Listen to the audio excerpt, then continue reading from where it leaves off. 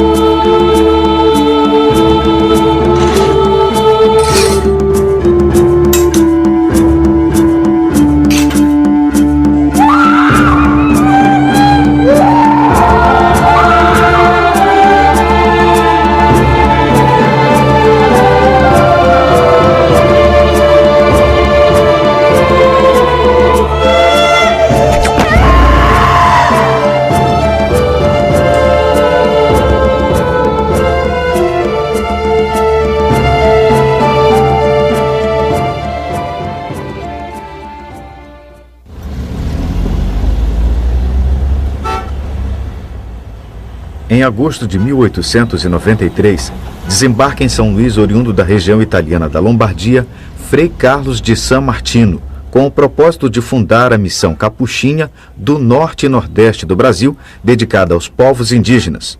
O convento do Carmo torna-se sede da missão.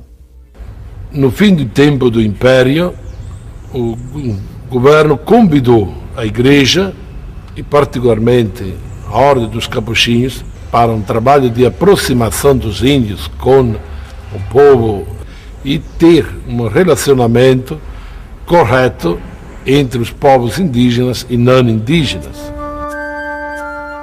O projeto da missão capuchinha para civilizar e cristianizar os povos indígenas do Nordeste e da região amazônica brasileira se concretiza no período republicano, através da renovação do pedido à Santa Sé feito pelo governo Marechal Deodoro. O governo brasileiro vê nas missões religiosas uma alternativa para tornar os povos indígenas, tidos como um entrave ao progresso, civilizados e lucrativos para o Estado. Frei Carlos de San Martino torna-se o superior da ordem no Brasil e inicia seu empreendimento fundando uma missão indígena na região do Rio Prata, no estado do Pará, e na região de Grajaú e Barra do Corda, no Maranhão. Inicialmente, os capuchinhos fundam um instituto em Barra do Corda para abrigar e educar meninos indígenas em regime de internato.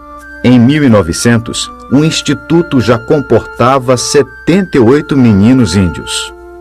O reconhecimento do trabalho dos frades em civilizar os chamados selvagens se concretiza na formação da banda de música dos Meninos Índios, famosa na região. Para estar mais próximos dos índios, os frades adquirem terras de pretensos proprietários e instalam a missão em Alto Alegre, a 70 quilômetros de Barra do Corda, onde se situa a aldeia Criuli, em pleno território Tenterrara. Alto Alegre começou que não era Alto Alegre naquele tempo, né? Lá era a aldeia Criuli mesmo, lá era o ponto de caçada dos índios lá. Apesar de tendências anticlericais, o governo estadual apoia o projeto dos capuchinhos, doando terras e recursos financeiros para a manutenção da missão. Algumas aldeias Tenterrara transferem-se para mais próximo de Alto Alegre. A tarefa de coordenar os missionários na edificação da missão em Alto Alegre cabe a Frei Celso de Uboldo.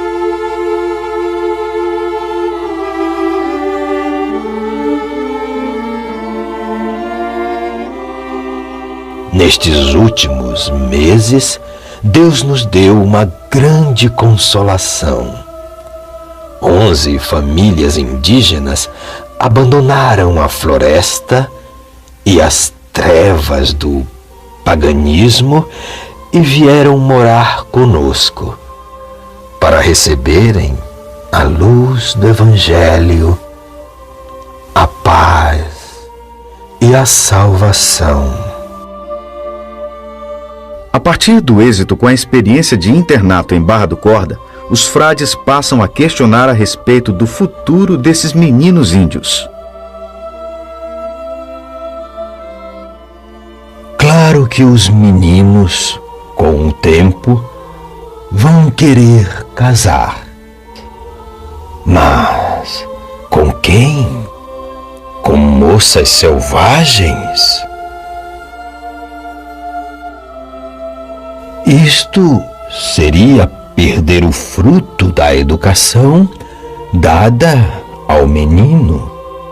Eis, pois, a necessidade de um instituto para meninas indígenas. Um instituto para meninas índias é criado em Alto Alegre, funcionando em regime de internato. Inicialmente, as internas ficam sob os cuidados da religiosa leiga e professora Dona Carlota Bezerra.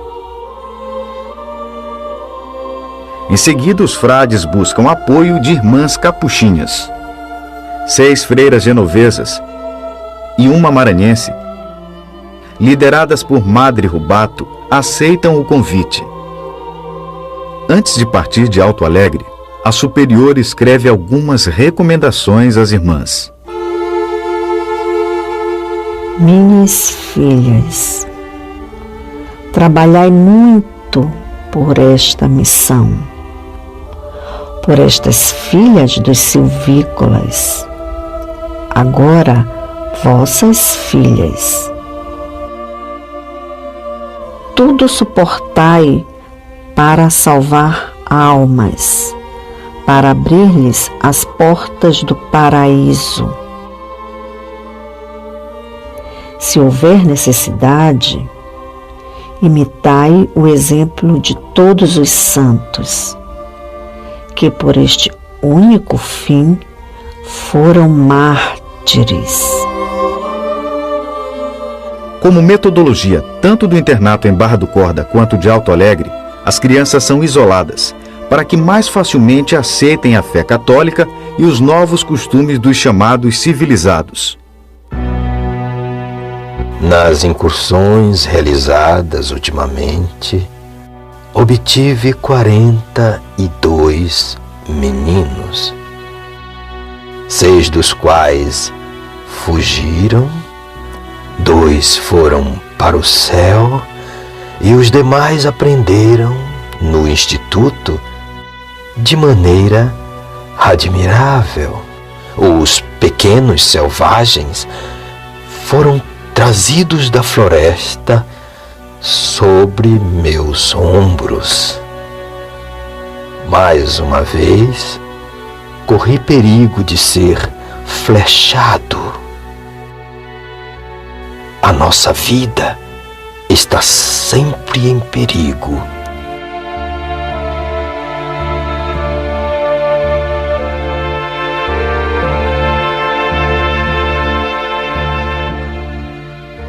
Logo após a implantação da missão na região de Barra do Corda, o governo do Maranhão interrompe a ajuda financeira que vinha sendo dada aos frades. Com o propósito de manter os internatos e todo o complexo missionário, os capuchinhos criam em Alto Alegre a colônia agrícola São José da Providência. Chegaram até a importar vacas leiteiras da própria Suíça. E de todo um projeto, então, de grande desenvolvimento, de grande porte, com as dificuldades daquele tempo de transporte. Pensamos os maquinários agrícolas daquele tempo, que vinha da Europa. Lavradores de outros povoados mudam-se para a zona da missão, tornando-se empregados dos frades. Os capuchinhos estabelecem regras rígidas que norteiam o processo de produção, catequese e convívio em Alto Alegre.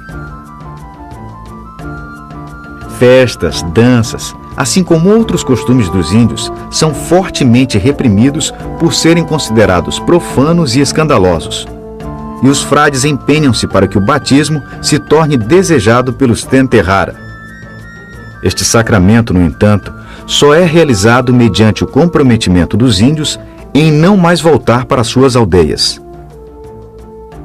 Em janeiro de 1900, 28 meninas índias do internato morrem de uma epidemia de sarampo. As freiras, alegando questões de higiene, tentam impedir a presença das mães.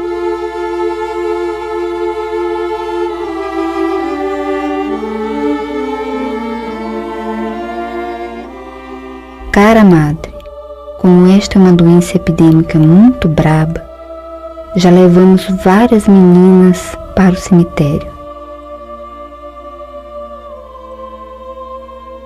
Por conselho dos reverendos padres, mantivemos a situação em segredo tanto quanto foi possível. Mas com a morte da primeira menina, tudo foi revelado. Em pouco tempo, a nossa casa ficou cheia de caboclos, todos querendo ver as suas filhas. Para acalmá-los, com medo de uma revolta, tivemos que abrigar em casa quase todas as mães das meninas, durante 2 dias e 2 noites. Imagine, madre, a nossa casa transformada em aldeia. As mulheres cantavam, gritavam e choravam, e nós a correr, ora ao lado de uma, ora ao lado de outra, para lhes dar carinho e conforto.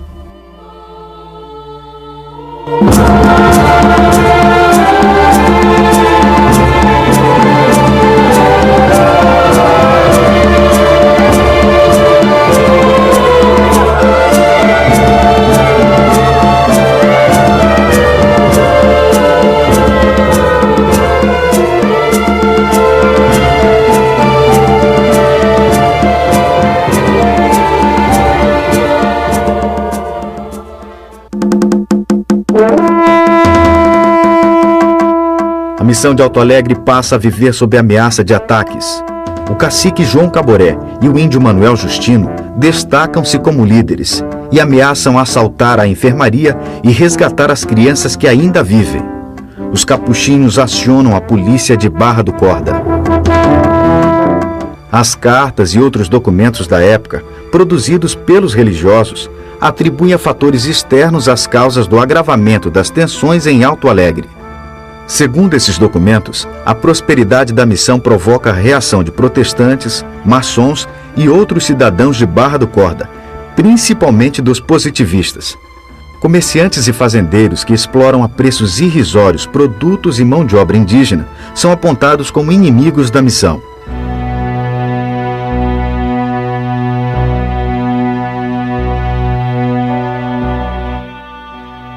Se a missão indígena dependesse das autoridades civis, como acontecia nos tempos do Império, já nos tinham expulsado, pois o ódio contra nós destes fariseus, hipócritas e ladrões do suor dos índios chegou ao cúmulo.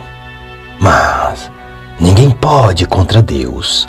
Quanto mais nos perseguem, mais e mais a missão progride e triunfa.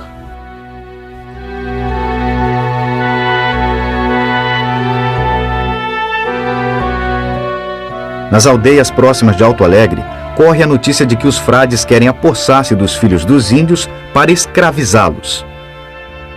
A partir de então, meninas de Grajaú e Barra do Corda passam a ser admitidas no internato, como forma de convencer os índios de que o objetivo da missão é unicamente dar uma boa educação às meninas indígenas.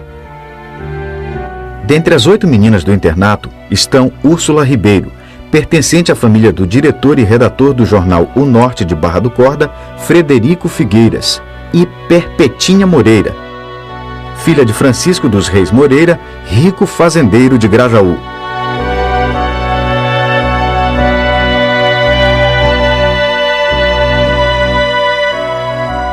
Na tentativa de acalmar os ânimos, os frades conseguem, junto ao governo estadual, a atribuição de patentes para o cacique Caboré e a outros índios revoltosos.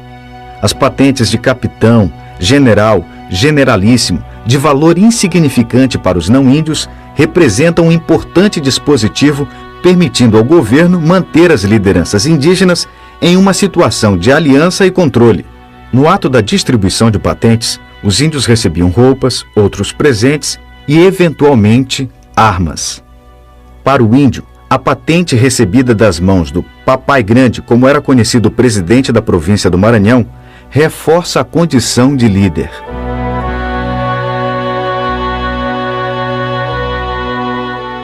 Já voltaram de São Luís o capitão Caboré e outro chefe de aldeia. Eles ficaram satisfeitos. O governador confirmou a patente que os reverendos padres lhes haviam conferido. Também foram com eles outros 2 índios do rio Mearim, mas voltaram sem satisfação, porque os padres não se interessaram por eles. E o governador lhes disse que, não morando em São José da Providência, não receberiam nenhuma patente.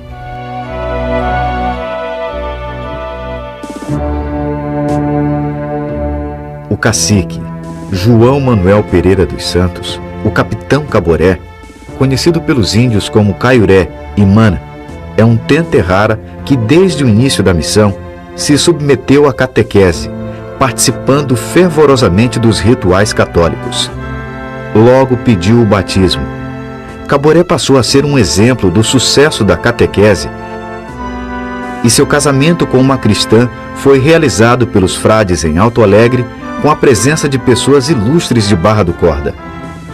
Caboré viola regras estabelecidas pelos missionários. É preso por uma espécie de milícia indígena e castigado por vários dias. Durante meses, de aldeia em aldeia, Caboré percorreu um extenso território no Maranhão, convocando lideranças tenterrara para a guerra contra os capuchinhos e tudo o que eles representam. Caboré fala em rapto de crianças, da morte de meninas Tenterrara no internato de Alto Alegre e das violências que ele próprio sofrera. Por haver abandonado Alto Alegre e a esposa cristã para casar-se com uma índia, Caboré ficará preso em Alto Alegre 4 dias, amarrado ora pelos pés, ora pelos braços, ora pelo pescoço.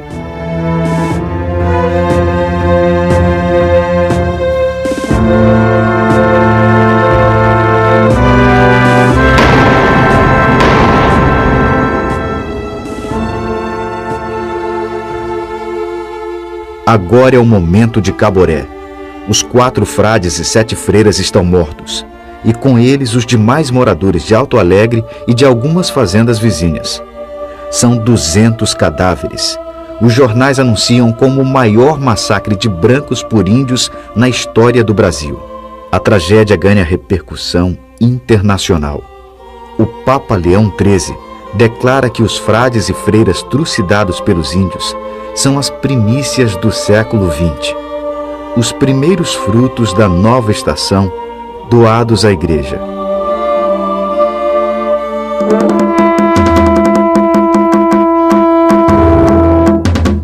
Um mês após o ataque dos índios, o primeiro contingente militar alcança Alto Alegre vindo de Barra do Corda.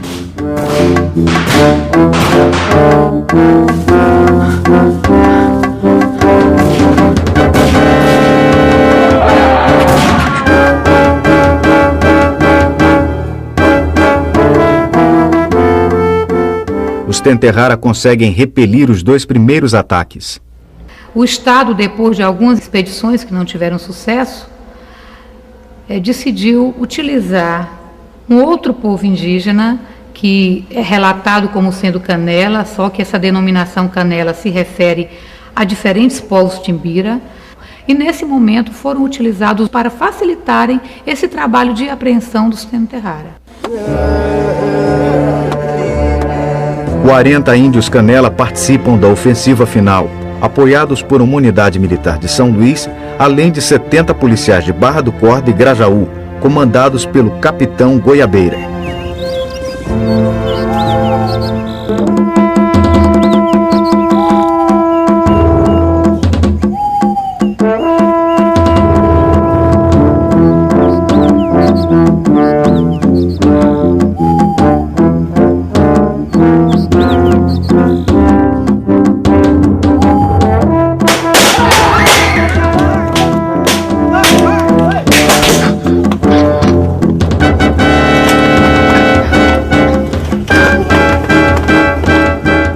Em uma das aldeias da área Canabrava, o grupo do capitão Goiabeira consegue resgatar uma das 8 meninas brancas raptadas no ataque, a pequena Úrsula, única testemunha dos acontecimentos na igreja de Alto Alegre.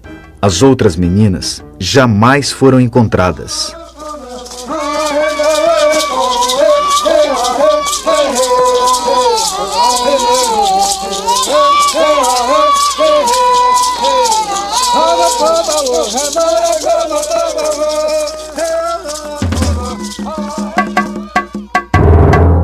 Para a captura dos índios rebelados, os soldados atacam indiscriminadamente as aldeias.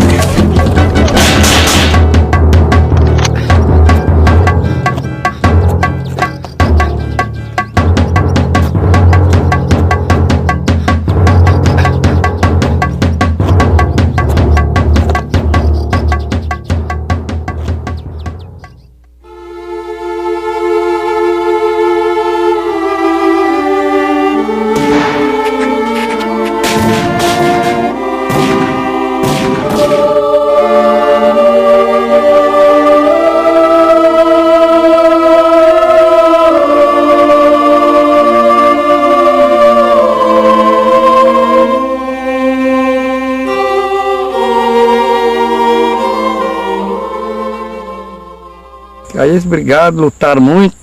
Caboré já estava cansado demais, né? Caburé foi se ter num lugar por nome Cana Brava, em cima, parece uma aldeiazinha que tinha lá. Aí ele ficou lá.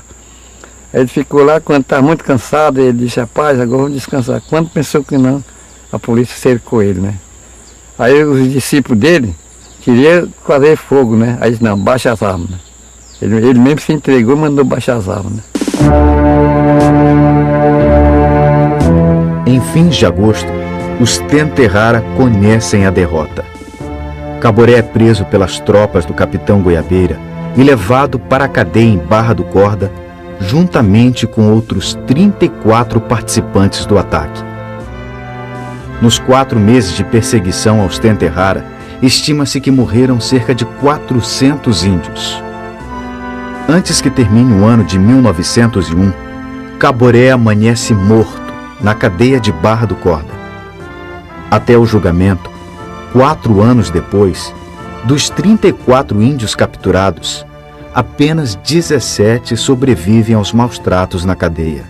Os índios são considerados culpados, mas são libertados por serem juridicamente inimputáveis, não responsáveis por seus atos.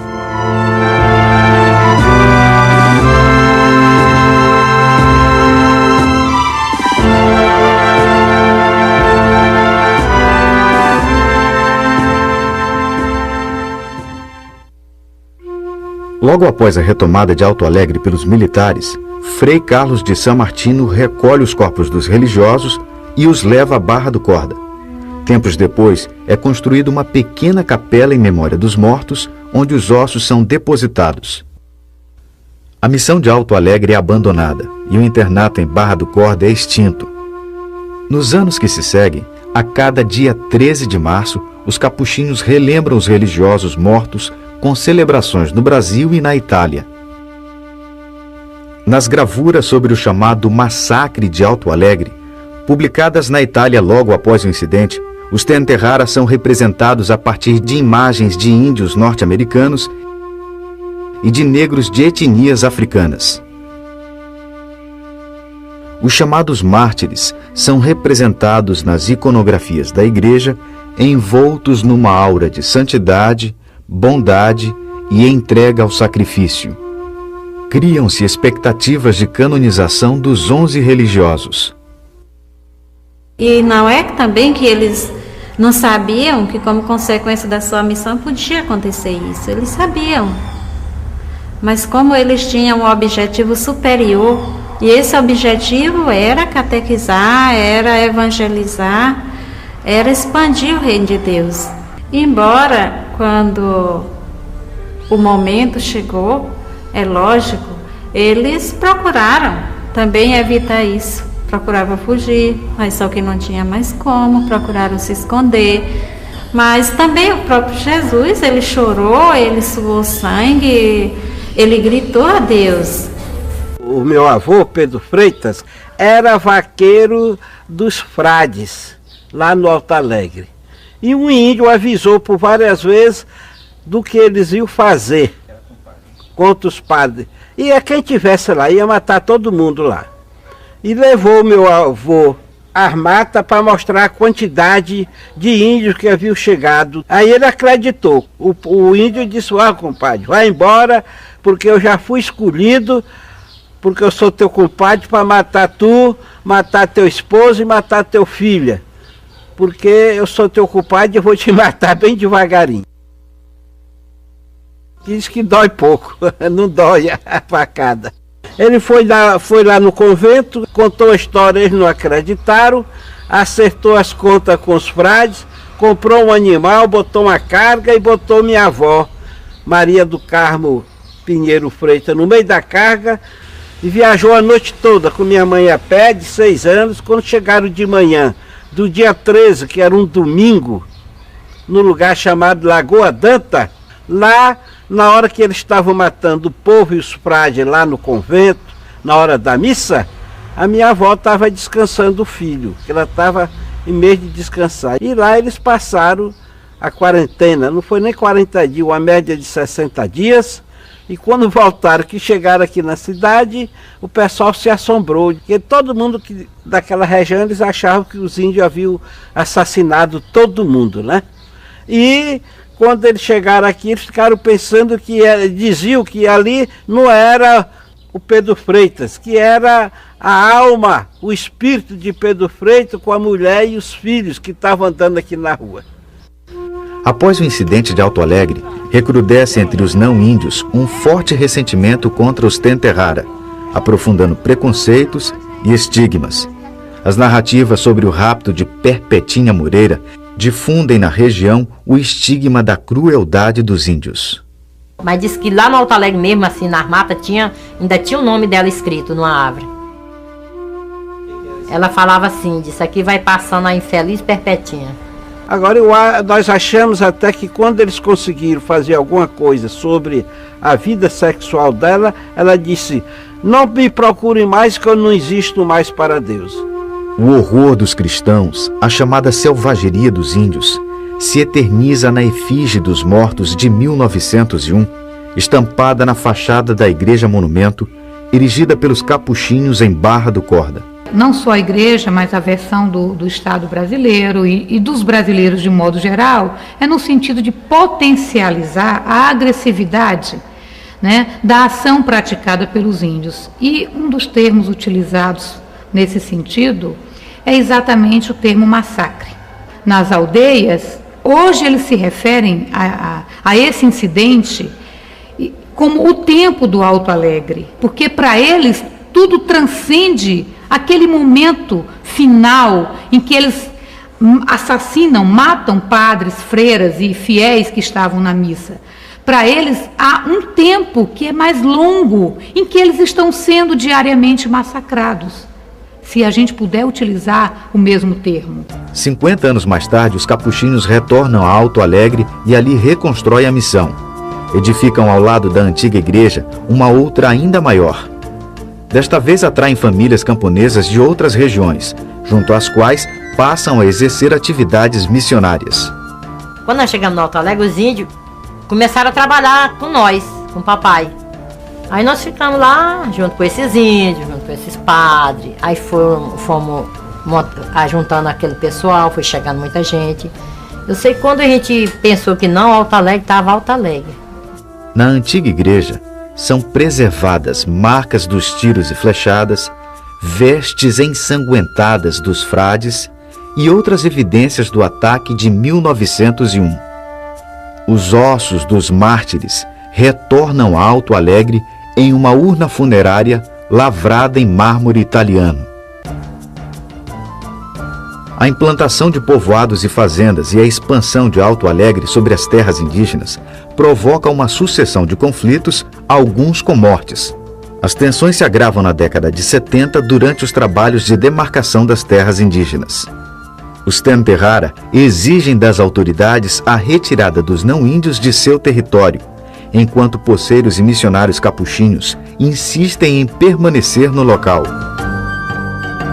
Numa atmosfera de luta contra a ditadura, a sociedade civil cria entidades voltadas para a defesa dos direitos humanos, dentre elas, as indigenistas, que favorecem a luta dos índios pela retomada de seus territórios. As entidades mobilizam a opinião pública através de eventos em São Luís com a participação dos Tenterrara. Em setembro de 1979, a FUNAI, Fundação Nacional do Índio, firma um convênio com o governo do Maranhão, repassando uma grande quantia em dinheiro para a remoção e reassentamento das famílias camponesas da terra indígena. Ingressando com ação demarcatória na Justiça Federal do Maranhão, a Ordem dos Capuchinhos tenta garantir sua presença no Alto Alegre, e os poceiros recusam a transferência para o local escolhido pelo governo, onde as condições de vida são precárias. 2 anos após a assinatura do convênio, o dinheiro repassado ao governo do estado é utilizado em outras finalidades. O governo do Maranhão decide não mais honrar o seu compromisso de reassentar os poceiros em outro local, mantendo as famílias juntas. É proibida qualquer atividade produtiva em Alto Alegre. Chegavam umas pessoas lá, uns representantes não sei de onde, Aí dizia que tinha que suspender o serviço da roça. Lá se viam os homens da roça. O governo se compromete em alimentar os moradores até a conclusão da transferência. A cesta básica que ele mandou, as pessoas só comiam porque, infelizmente, estavam com fome. Porque o feijão não cozinhava, o arroz não prestava, nada prestava do que ele mandou. Cansados da incerteza, proibidos de fazer suas roças e assustados com a ameaça de guerra, os poceiros acabam aceitando a irrisória indenização oferecida pelos órgãos oficiais e finalmente se retiram. Os poceiros são levados a demolir suas próprias casas e, com o dinheiro da venda de telhas e madeiras, custeiam transporte para a mudança. As famílias se dispersam. Algumas deslocam-se para a periferia das cidades próximas, outras mudam-se para o vizinho povoado de São Pedro dos Cacetes, também situado em terras indígenas. Quando se retirou de novo todo o povo de Alto Alegre, automaticamente também os missionários que vieram para Barra do Corda vieram trazendo os seus pertences, inclusive os ossos dos mártires. O segundo martírio. Triste, né? As fotografias dos álbuns de família guardam recordações do cotidiano no extinto Alto Alegre e representam para os expropriados um documento simbólico de posse e do direito à moradia.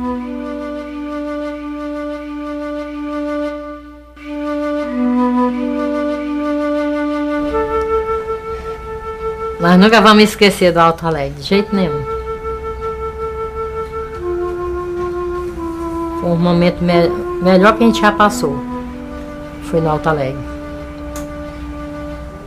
Os religiosos retiram do local objetos, imagens e relíquias das vítimas de 1901. Preservam, porém, os prédios da missão na esperança de obterem ganho de causa na Justiça Federal e permanecerem no local com a intenção de trabalhar novamente com os Tenterrara. Na década de 70, nos conflitos entre índios e não índios, em Barra do Corda e Grajaú, os capuchinhos, ao se posicionarem ao lado dos poceiros, mantêm-se contra os Tenterrara.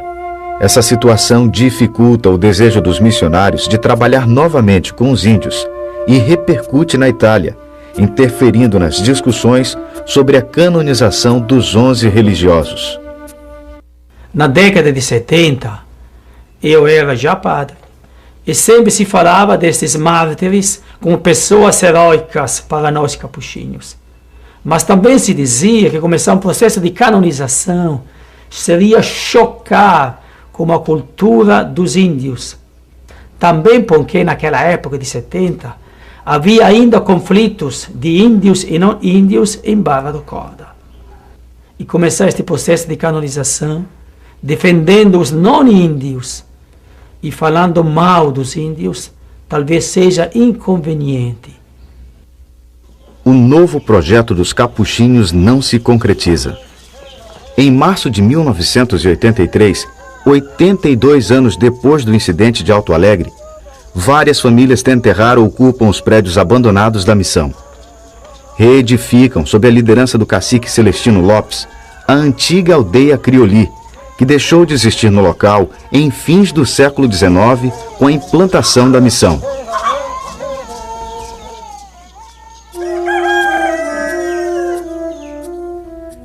Em abril de 1995, o governo do estado promove a retirada dos moradores de São Pedro dos Cacetes.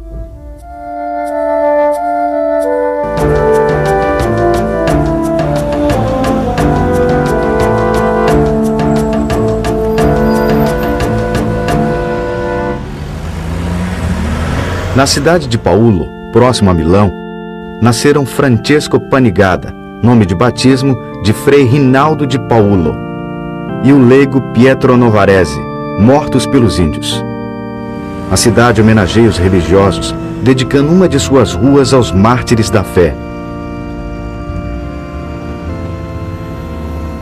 Na igreja principal da cidade, encontra-se uma pequena urna contendo um punhado de terra e pedras de Alto Alegre. Na casa em que nasceu um dos religiosos, fiéis ainda veneram seus mártires. A igreja local procura manter a tradição de relembrar seus mártires por meio de celebrações e outros eventos, com a participação dos moradores e autoridades locais. Existem algumas pessoas que falam por aí que não compreendem porque a igreja não abre esse processo, essa possibilidade de tornar esse pessoal santo. Surge também os inconvenientes, porque, por um lado, proclamar beato as pessoas que foram mártires pode ser entendido hoje como condenar as pessoas que fizeram os mártires. A imagem mais conhecida dos mortos em Alto Alegre e largamente difundida entre os fiéis reproduz uma pintura feita na década de 60.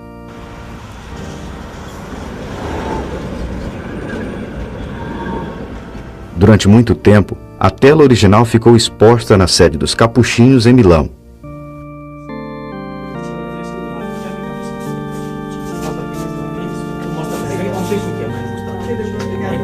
Hoje, a obra se encontra no depósito do Museu da Ordem.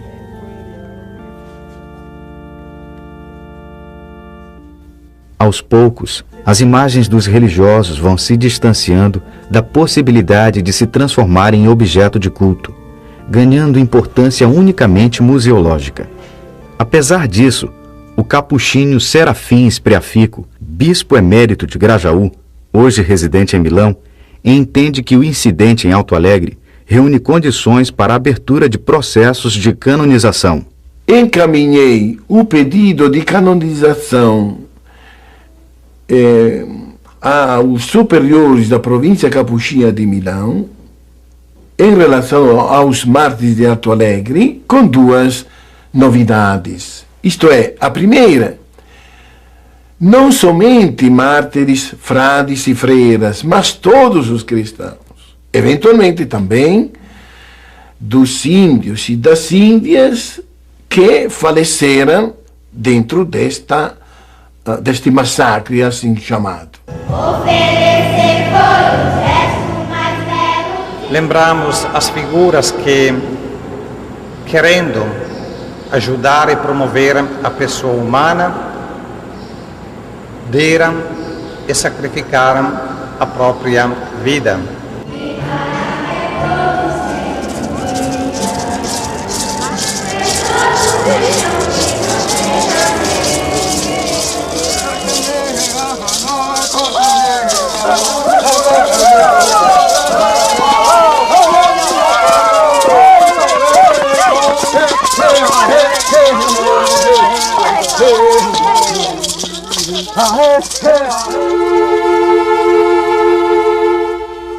O conflito entre culturas tão diversas escreve ao longo de mais de 100 anos uma trágica história que parte da imposição de uma cultura sobre a outra.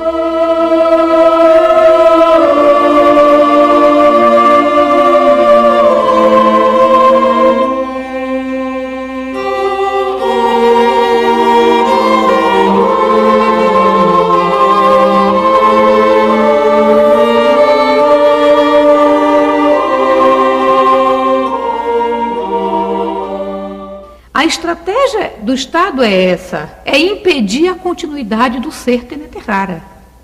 Só que naquele momento, a articulação com a questão religiosa era muito mais forte. Então você não podia pensar em alguém civilizado que não fosse cristão.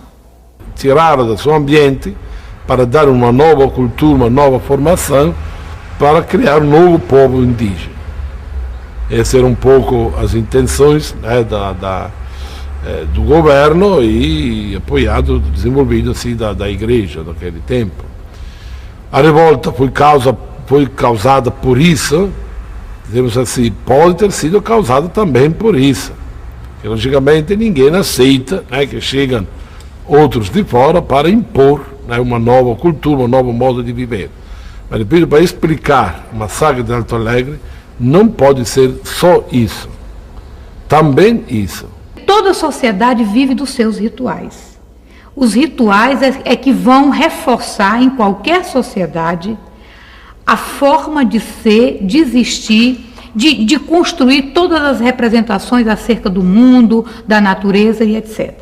Então, se você retira as meninas, se retira os meninos, então logo eles vão chegando à puberdade, tem o ritual fundamental, que é o ritual de passagem que vai transformar aquela menina na festa da moça ou aquele menino na festa da esteira no adulto Tenetehara.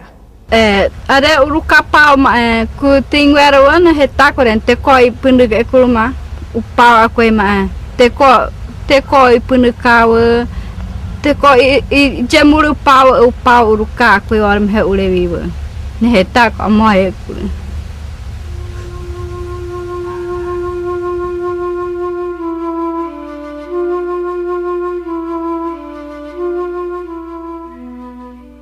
Mas certo é que a autodeterminação dos povos indígenas está à base de qualquer desenvolvimento, de qualquer política, que deve ser do governo, de instituições, porque ninguém pode impor aos outros um próprio estilo de vida. Hoje é fácil dizer, está tudo errado, hoje. Aquele tempo era aceita também para a própria sociedade. Com a tragédia em Alto Alegre, Frei Carlos interrompe o processo de implantação de novas missões. Seu projeto em Alto Alegre não sobrevive à capacidade de resistência cultural dos Tenetehara.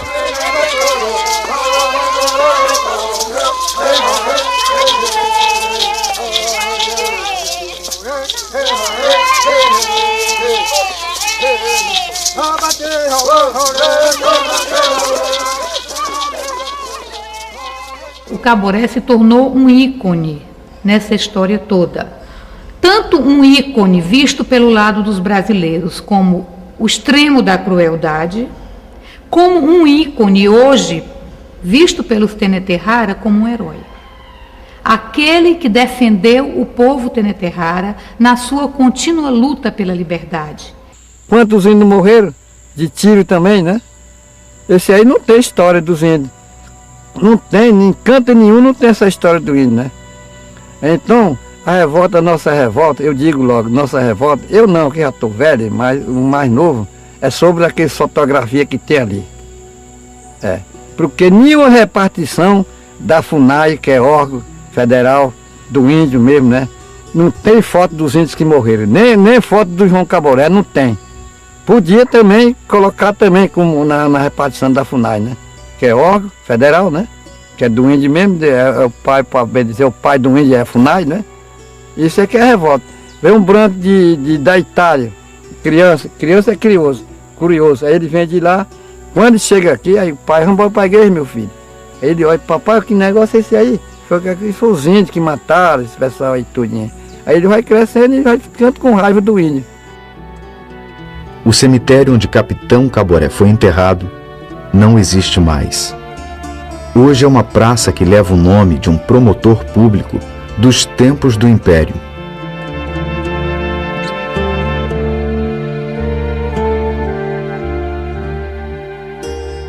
Esta fotografia foi publicada na Itália em 1908 sob forma de gravura, como um registro do grupo de índios participantes do massacre. O ambiente, a presença de crianças, a postura dos homens e as roupas que vestem indica que a foto teria sido feita ao lado da igreja de Alto Alegre em um momento anterior ao ataque. Certamente figuram nessa imagem o Capitão Caboré, Manuel Justino e outros índios rebelados que morreriam em combate logo em seguida ou de maus tratos na cadeia de Barra do Corda. Ao captá-los como cristãos e civilizados, registrando um momento de êxito da ação missionária em atendimento ao Estado brasileiro, a fotografia parece também querer eternizar um instante de vitória dos não-índios sobre os índios.